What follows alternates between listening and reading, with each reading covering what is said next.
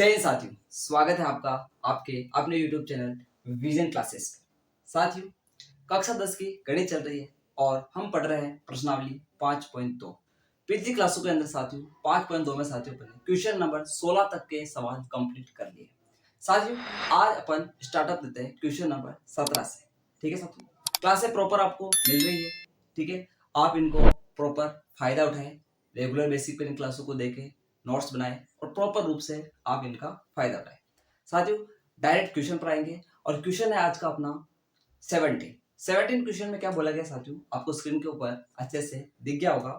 यहाँ पर आपको एक सीरीज दे रखी है साथियों, क्वेश्चन नंबर 17 की बात कर रहा हूँ मैं। यहाँ हमें एक एपी दे रखी है, एक अर्थमेटिक प्रोग्रेशन, एक समांतर श्रेणी दे रखी है। क्या दे रखी मैं लिखता हूँ 3 8 13। क्या बोला गया है 3 8 13 और आपको इसका अंतिम पद दे रखा है 253। कितना दे रखा है 253 दे रखा है। इस प्रकार से हमें एक सीरीज दे रखी है और हमें इसमें कुछ नहीं करना है, आपको अंतिम से 20वां पद ज्ञात करना है। Very nice. यहाँ पर बहुत इंपॉर्टेंट चीज है, यहाँ अपन कंफ्यूज हो जाते हैं कि हमें 20वां पद ज्ञात करना है। हम सूत्र लगाएंगे a20 बराबर a प्लस 19d और हम a और d के मान यहाँ से लिख देंगे। a आपको साफ दिख रहा है 3 और d आ जाएगा 8 में से 3 जाएगा तो 5 और ऐसा अपन जल्दबाजी में करके सवाल को गलत कर बैठते हैं।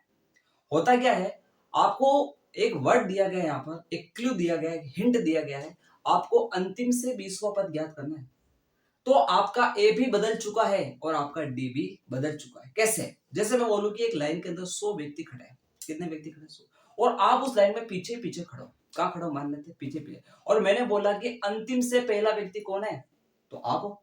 अंतिम से पहला व्यक्ति कौन है? आप हो। और मैंने बोला लाइन का पहला व्यक्ति कौन है, तो जो लाइन में पहले खड़ा होगा वो है। तो बताओ कितना फर्क हुआ? फर्क हुआ ही नहीं हुआ। अंतिम से बोला जा रहा है, इसका मतलब आपको पीछे से काउंट करना है। तो मुझे 20वां पद चाहिए, बिल्कुल चाहिए, लेकिन कहां से चाहिए? अंतिम से चाहिए। यानी यहां से शुरू होना है मुझे और वहां से शुरू होने के बाद यहां मुझे कोई 20वां पद चाहिए।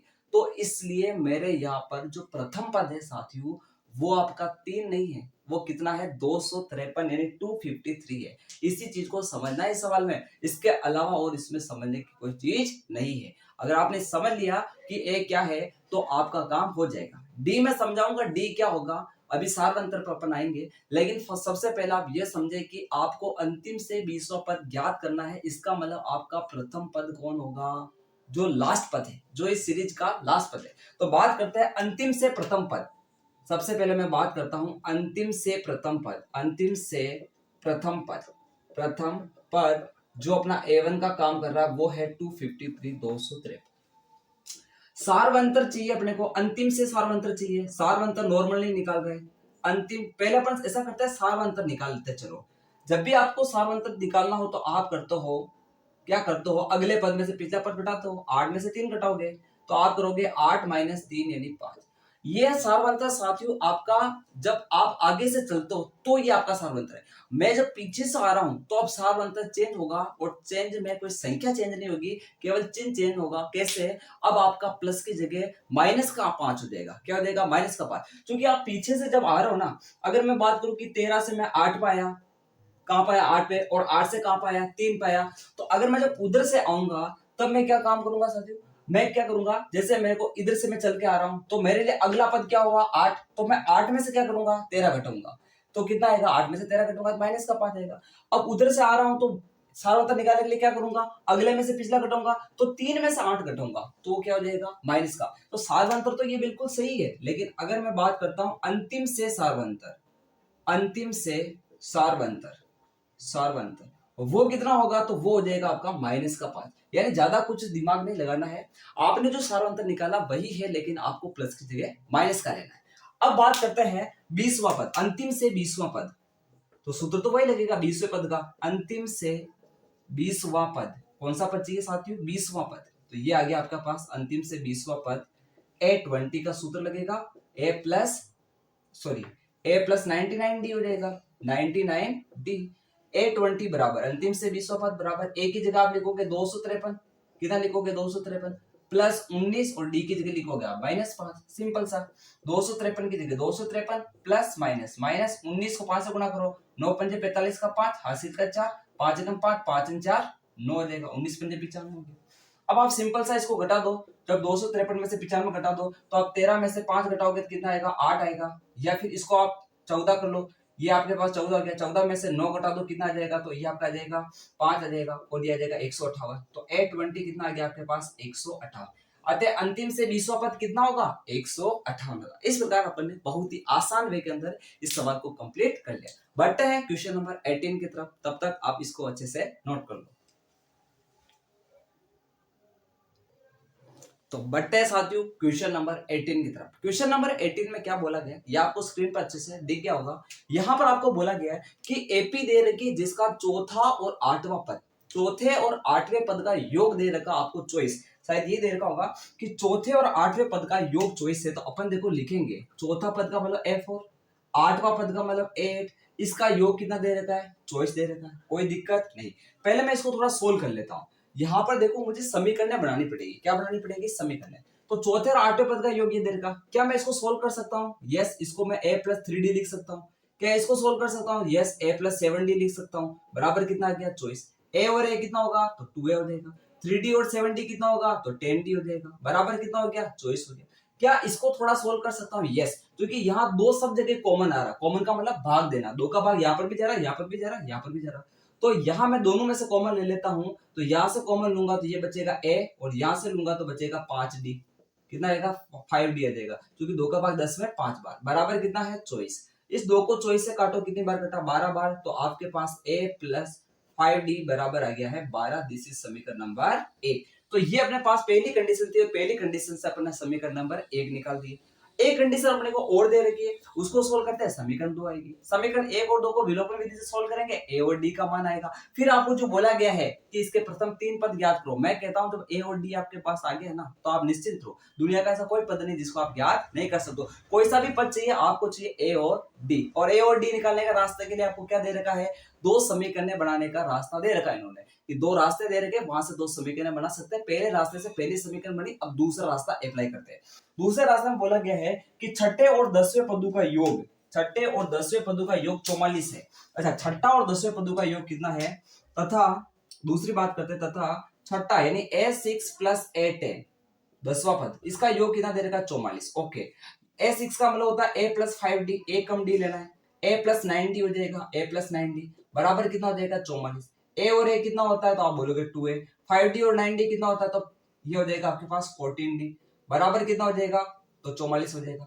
यहां से सिंपली दो कॉमन बन रहा है, देखो यहां से यहाँ से दो कॉमन आ रहा, तो ले लो ना, घबराने की क्या बात। 2 से 2 कट गया, यहाँ से बचा a प्लस 2 का भाग 14 में, तो कितनी बार, 7 बार, यहाँ से बचेगा 70 और बराबर में क्या चल रहा है, तो 44। ये दो उधर जाके भाग में जाएगा, तो वैसे काट दो इसको, आप 22 बार कट रहा है, कितनी बार, 22। तो फाइनली समीकरण मिली a + 7d बराबर 22। क्या आपको यहाँ तक क्लियर दिख रहा है, देख लेता हूं मैं, ओहो नहीं दिख रहा है, तो इसको थोड़ा एडजस्ट कर लेते हैं। ओके, तो यहाँ देखना, तो फाइनली यहाँ पर हमें 2 को 44 से काटा तो 22 बार कटा, और a + 7d यानी ये समीकरण नंबर क्या मिल गई साथियों, 2 मिल गई। समीकरण 1 और 2 को विलोपन विधि से सोल्व करना है। विलोपन विधि से सोल्व करने का मतलब इस तरह से अपने को एक दूसरे को जोड़ना है, घटाना, ताकि एक चीज गायब हो जाए। देखो जोड़ने से तो कोई चीज गायब होगी नहीं, यहाँ पे देखो जोड़ेंगे तो a और 2a हो जाएगा, 5d और 7d कितना हो जाएगा, तो 12d हो जाएगा। तो यहाँ से काम नहीं बन रहा है, तो ऐसा काम करो, बड़ी संख्या किसमें दिख रही है, इसमें। तो ऐसा करो, समीकरण 2 में से 1 को घटा दो, ताकि a में से a घटेगा तो हट जाएगा, 0 आ जाएगा, कुल मिलाकर बचेगा 7d - 2d। तो विलोपन विधि अप्लाई करने का मतलब होता है कि आप ऐसे जोड़ो या घटाओ कि एक चीज दूसरे से गायब हो जाए, x और y में से एक गायब हो जाए, a और d है तो a गायब हो जाए। तो समीकरण 2 में से एक को क्या कर देता हूं, मैं घटा देता हूं। यहां देखना, समीकरण समीकरण 2 में से, समीकरण 2 में से एक को घटाने पर, क्या करने पर साथियों, घटाने पर। तो यहां अपन घटा देते हैं कि 2 अपने पास, पहले ऊपर लिखो a + 7d बराबर कितना है, तो 22, इसको ऊपर लिखो। इसके नीचे लिखो a + 5d, ये वाली समीकरण, ये देखो a + 5d, तो a + 5d बराबर इसमें है 12। आप घटा रहे हो, घटाने में हमेशा क्या होता है, चिन्ह बदल जाते हैं, प्लस का माइनस हो जाता है। तो यहां देखना, अभी आपके पास क्या चल रहा है वो लिख दो, यहाँ प्लस है, यहाँ प्लस है। अब चिन्ह बदलेंगे, सभी जगह चिन्ह क्या होंगे, बदलेंगे। प्लस का क्या होगा, माइनस, प्लस का माइनस, प्लस का माइनस, प्लस का a और माइनस का a खत्म। 7d में से 5d जाएगा तो 2d बचेगा। फिर यह देखो 22 में से 12 जाएगा तो ये 10 आ गया। अब d बराबर कितना आ जाएगा, तो 10/2 आ जाएगा, क्योंकि ये 2 उधर भाग में जाएगा, ये आ गया 5। तो आपके d बराबर कितना आ गया, 5 आ गया। डी का मान 5 आया है, डी का मान आप समीकरण 1 में लिखो या समीकरण 2 में लिखो, जहां आपके सस्ता पड़े वहां लिखो। तो डी का मान मैं समीकरण 1 में लिखूंगा, क्योंकि यहाँ पर संख्या छोटी छोटी है तो यहाँ देखना। तो बात करते हैं अपन डी का मान समीकरण 1 में रखने पर, समीकरण 1 में रखने पर समीकरण 1 ये रही, देखो यहाँ ए की जगह ए ऐसा कैसा आएगा +5 और डी की जगह कितना आ जाएगा 5 बराबर 12। तो यह देगा a प्लस 5 इंटू 5 कितना हो जाएगा, सॉरी डी का मान कितना आया, अच्छा 5 ही है क्या, 5 में 25, अच्छा एक नेगेटिव आ रहा है इसमें, कोई बात नहीं। तो यह आ जाएगा आपके a का मान 5 इंटू 5 25, अपने तो आ रहा जो लिखो 25 बराबर कितना आ जाएगा 12। तो a बराबर कितना आ जाएगा, तो आप बोलोगे 12 तो उधर पहले पड़ा, 25 उधर जाकर के -25 हो जाएगा। तो ये आ जाएगा आपके पास a बराबर कितना आ जाएगा, तो 12 12 24 और एक और है 25, तो 13 हो जाएगा। कितना हो जाएगा 13 हो जाएगा। तो आपके a बराबर 13 आया, कितना आया 13, नहीं माइनस का 13 आया, क्योंकि आपके बड़ी संख्या माइनस की, छोटी में से बड़ी घटा लो तो बड़ी, तो माइनस का 13 आ गया। यानी प्रथम पद आपको मिल गया है, सार्वंतर आपको मिल गया है। तो आपको 3 पद चाहिए थे, कितने पद चाहिए थे 3, तो आपके पास पहला पद तो ये आ चुका है। अब यहाँ पर आपको दूसरा पद भी चाहिए और तीसरा, तो मैं आपको ऊपर कर देता हूँ अगर ऊपर स्पेस है। तो दूसरा पद अपन यहाँ लिख लेते हैं, पहला तो वही क्या है, तो यहाँ लिखते हैं साथियों दूसरा पद। कौन सा पद चाहिए हमें, दूसरा पद चाहिए। तो ये दूसरा पद अपने पास आ जाएगा, इसको अपन लिखेंगे a2, दूसरा पद का मतलब तो हो जाएगा a2। अब a2 का सूत्र होता है a प्लस डी, तो अपन सिंपल सा लिखेंगे, इसके सामने a प्लस डी लिखेंगे। तो यह आ जाएगा a2 बराबर, यहाँ पर देखना a2 बराबर a कितना है -13, तो a की जगह देगा -13 प्लस डी कितना निकाला अपन ने 5, तो यह आ जाएगा 5, -13 और प्लस का 5। तो आपको जब अलग अलग चिन्ह होते हैं तो दोनों का अंतर लेना पड़ता है, 13 और 5 का अंतर होता है 8, तो यह आ जाएगा a2 बराबर 8। लेकिन बड़ी संख्या माइनस की है तो आपको माइनस का चिन्ह लगाना है। तो आपका a2 कितना आ गया -8 आ गया। यह आ गया दूसरा पद। देखो हमें एपी के प्रथम 3 पद ज्ञात करने थे, पहला पद हो गया, दूसरा पद हो गया। अब बात करते हैं अपन तीसरा पद। तो तीसरे पद का सूत्र क्या बनेगा, तो तीसरा पद हो जाएगा आपके पास, तीसरे पद का सूत्र बनेगा a3, और a3 होता है साथियों a प्लस 2d, हमेशा a कम d लेना है। तो a3 बराबर हो जाएगा आपके पास, a की जगह लिखोगे आप -13, ठीक है, प्लस 2 d की जगह लिखोगे 5, 2 पंजे 10, तो a3 बराबर आ जाएगा -13 और प्लस का 5 दूनी कितना हो जाएगा 10 हो जाएगा। 10 में से 13 घटाओ, तो ऐसे करो 13 में से 10 घटा दो। अलग अलग चिन्ह है तो अंतर तो लेना पड़ेगा अपने को, लेकिन बड़ी संख्या माइनस की है तो माइनस में आंसर आ जाएगा, तो यह देगा -3, तो a3 बराबर आ जाएगा -3। तो एपी के अपने प्रथम पद इस प्रकार तीनों पद मिल गए। तो अपन लास्ट में तो लिख देंगे कि एपी के प्रथम 3 पद क्या है, तो वो जाएगा -13, -8 और -3। अतः एपी के प्रथम 3 पद। इसका फाइनल आंसर कहाँ लिखे, स्पेस नीचे है या नहीं देख लेते हैं, स्पेस भी इसका नहीं रहा है, तो फाइनल आंसर अपन ये लिख देते हैं, ये फाइनल आंसर हो जाएगा अपने पास। अतः एपी के प्रथम 3 पद, और वो हो जाएंगे आपके पास, पहला पद -13, दूसरा पद -8, फिर आ जाएगा आपके पास -3। इस प्रकार अपन ने एपी के प्रथम 3 पद ज्ञात कर लिए। तो बढ़ते हैं क्वेश्चन नंबर 19 की तरफ, तब तक आप इसको अच्छे से नोट कर लो। तो क्वेश्चन नंबर 19 कुछ इस प्रकार है, आपको स्क्रीन के ऊपर दिख गया होगा। यहाँ पर एक व्यक्ति है सुब्बा राव, कौन है, सुब्बा राव। वो क्या करता है, एक काम करना प्रारंभ करता है, जहां पर उसको मासिक वेतन यानी महीने का कितनी तनख्वाह मिलती है, वो मिलती 5,000 रुपए मिलती है। तो पहले महीने में उसको 5,000 रुपए मिली, फिर इसमें बोला गया कि प्रति माह उसका वेतन बढ़ता जा रहा है। क्या बढ़ता जा रहा है, वेतन बढ़ता जा रहा है, यानी प्रति माह या प्रति वर्ष मासिक वेतन 5,000 पर 1995 में शुरू किया, प्रत्येक वर्ष उसका वेतन 200 रुपए बढ़ता है, यानी हर वर्ष उसका वेतन कितना बढ़ता है, 200 रुपए बढ़ जाता है। तो सबसे पहले बात करते हैं अपन, क्वेश्चन नंबर 19 कर रहे हैं, कौन सा कर रहे हैं, क्वेश्चन नंबर 19। पहले वर्ष उसकी सैलरी कितनी थी, 5,000 रुपए थी, ठीक है, ये 5,000 रुपए हो जाएगी। फिर बात करते हैं दूसरे वर्ष, अब नेक्स्ट ईयर उसकी सैलरी 200 बढ़ेगी, तो ये आ जाएगी 5,200, कितना आ जाएगी 5,200। फिर नेक्स्ट वापस 200 बढ़ेगी, तो अगले साल हो जाएगी 5,400 हो जाएगी। उसने ये काम करना जो प्रारंभ किया था वो किया था 1995 के अंदर, 1995 के अंदर इस काम को उसने स्टार्ट किया था। तो 1995 में इसने काम स्टार्ट किया था, तो 5,000 रुपए मासिक वेतन की दर से उसने क्या कर दिया, स्टार्ट कर दिया। अब इस तरह से उसकी सैलरी बढ़ती जा रही है, और बोला गया कि एक बार ऐसा साल आता है जब उसकी सैलरी कितनी हो जाती है, 7,000 हो जाती है। कितनी हो जाती है, 7। हमें वो साल ज्ञात करना है कि कब उसकी सैलरी 7,000 हो जाएगी। तो सैलरी 7,000 होगी तो इस एपी का कोई ना कोई ये पद है, तो 7,000 अब कौन सा पद है वो हमें पता नहीं। माना कि अगर ये 7,000 हो रही है और वो आपका मान लेते हैं कि पांचवा पद है, कौन सा पद है, मान लेते हैं पांचवा पद। तो पांचवा पद का मतलब ये हुआ कि 5 साल बाद सैलरी 7,000 हुई। 1995 में कितनी थी, 5,000, तो इसका मतलब 7,000 5 साल बाद हुई, तो इसका मतलब 1995 में 5 जोड़ेंगे तो कितना आएगा, 2,000, यानी सन 2000 के अंदर उसकी सैलरी कितनी हो जाएगी, तो वो हो जाएगी आपके पास 7,000 होगी। तो हमें यहाँ एन का मान ज्ञात करना, तो मान लेते हैं, माना कि कितने वर्ष पश्चात, माना कि एन वर्ष पश्चात, माना कि एन वर्ष पश्चात सुब्बा राव की सैलरी 7,000 हो जाती है। तो यहाँ पर सबसे पहले मान लेता हूं, माना एन वर्ष पश्चात, माना एन वर्ष पश्चात, माना एन वर्ष पश्चात सुब्बा राव, माना एन वर्ष पश्चात सुब्बा राव की यहाँ पर सैलरी को क्या बोला गया है, वेतन। माना एन वर्ष पश्चात सुब्बा राव का वेतन, सुब्बा राव का जो वेतन है वो 7,000 हो जाता है। कितने साल बाद, एन वर्ष पश्चात हो जाता है। अब यहाँ पर बात करते हैं प्रथम वर्ष का वेतन, यानी प्रथम पद कितना है यहाँ पर आपके पास, प्रथम पद कितना है, प्रथम पद जिसको आप बोल दो A1, वो हो जाएगा आपके पास 5,000। अब सार्वंतर का मतलब होता है गैप। अब गैप का मतलब जितनी वेतन बढ़ रहा है वही आपका गैप होता है। 200 रुपए बढ़ रहे हैं हर बार, तो आपका गैप कितना हो जाएगा, 200 का, तो डी यानी सार्वंतर कितना जाएगा, 200 आ जाएगा। आपका अंतिम पद कितना है, एन, तो आपके अंतिम पद हो जाएगा आपके पास 7,000। कितना हो जाएगा, 7,000। अंतिम पद देगा, डी देगा, ए देगा, हमें एन ज्ञात करना है, तो अंतिम पद का सूत्र लगाएंगे, एन बराबर a plus n minus 1 into d. तो यहाँ पर बस सूत्र लगाते हैं, चूंकि एन बराबर क्या होता है, a plus n minus 1 into d होता है।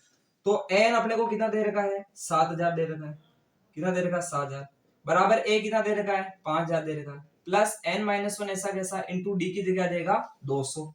7,000 में से इधर 5,000 घटा दो, तो आप 7,000 में से 5,000 को क्या कर दो, घटा दो, उधर बचेगा एन माइनस 1 इंटू 200। ये घटेगा, दिया जाएगा 2,000, कितना जाएगा, 2,000, बराबर आ जाएगा एन माइनस 1 इंटू 200। 200 को इसके बटा में भेज दो, तो ये आ जाएगा आपके पास फाइनली एन माइनस 1 बराबर 2,000 बटेवा 200।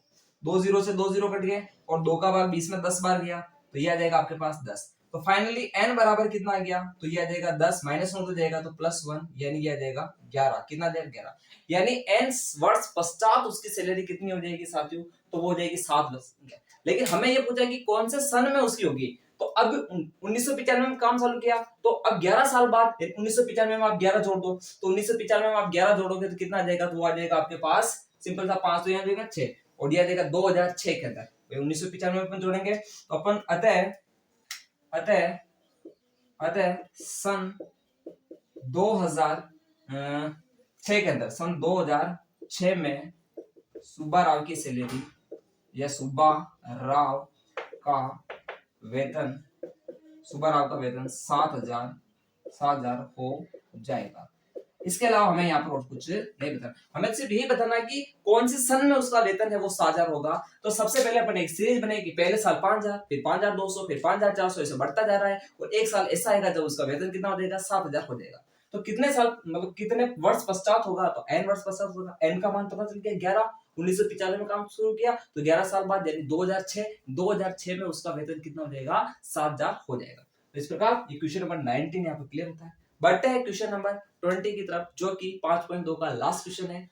ठीक है, तो तब तक आप इसको अच्छे से नोट कर लो। क्वेश्चन नंबर 20 की स्टार्ट करते हैं साथियों। क्वेश्चन नंबर 20 में क्या बोला गया है, यहाँ पर बोला गया कि रामकली है वो क्या करती है, पैसों की बचत करती है। क्या करती है, बचत करती है। और उसने पहले सप्ताह में साथियों 50 रुपए बचाए, कितने, 50। और फिर वो अब हर सप्ताह अपनी बचत में क्या कर रही है, वृद्धि कर रही है, और 17.5 रुपए की वृद्धि करती है हर सप्ताह में।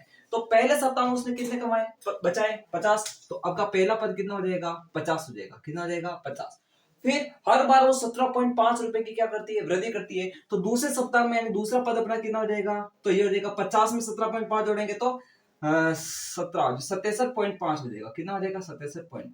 इस प्रकार वो हर बार क्या करती है, 17.5 रुपए की क्या करती है, वृद्धि करती है। और एक सप्ताह ऐसा आता है जब उसकी बचत रहती है 207.5 रुपए। कितनी रहती है, हाँ 207.50 पैसे, ठीक है, 207.50 रुपए उसकी बचत रहती है किसी nवें सप्ताह के अंदर। अब हमें वो सप्ताह पता करना है कि कब रामकली की जो बचत है वो 207.50 रुपए होगी। तो यहाँ पर हमें n का मान ज्ञात करना है। तो सबसे पहले देखो आपका a कितना दे रखा है, 50 दे रखा है। d कितना, यानी हर बार आपकी वृद्धि कितनी हो रही है, 17.5 की, तो d कितना देगा, 17.5 हो जाएगा।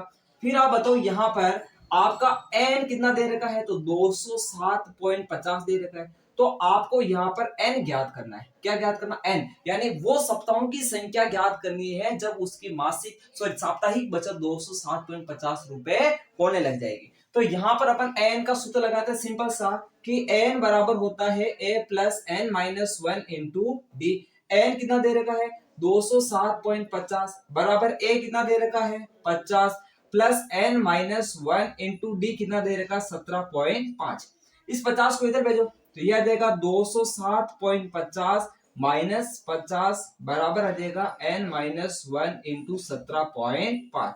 यहाँ इसको घटाएंगे तो सबसे पहले 7 को घटा दो, फिर बचेगा 43, और 43 को अपन घटाएंगे तो ये आ जाएगा आपके पास 57, यानी 157, ये आ जाएगा 157.5, 157.5 आ जाएगा अगर इसमें से 50 घटाएंगे तो।